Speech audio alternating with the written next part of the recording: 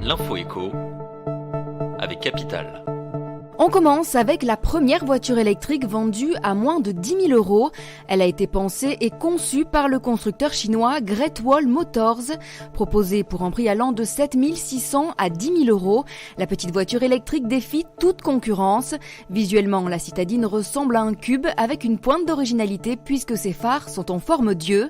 Avec son petit moteur de 35 kW qui ne lui permet pas de dépasser les 100 km/h, l'usage de la voiture est bien sûr réservé à la ville.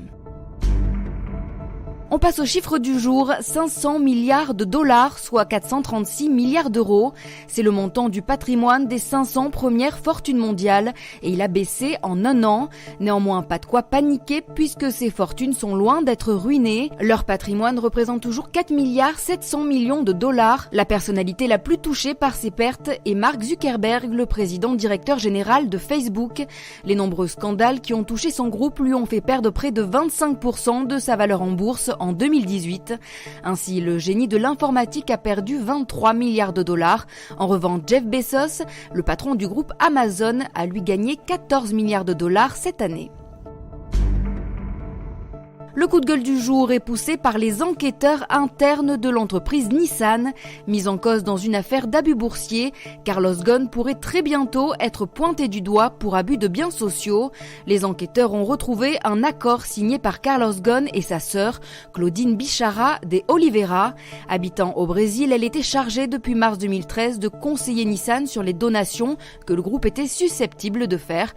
Pour effectuer ce travail, elle était payée 5 000 $ par an, payée en 2 fois, mais avec les primes, son salaire a pu s'élever certaines années à 110 000 $. Problème, Nissan ne retrouve aucune trace d'une possible activité de la sœur de l'ancien patron du groupe. Le groupe suspecte ainsi un emploi fictif. On termine avec une étude de chercheurs de l'université d'Helsinki qui explique qu'être en vacances diminuerait considérablement le stress et prolongerait donc l'espérance de vie.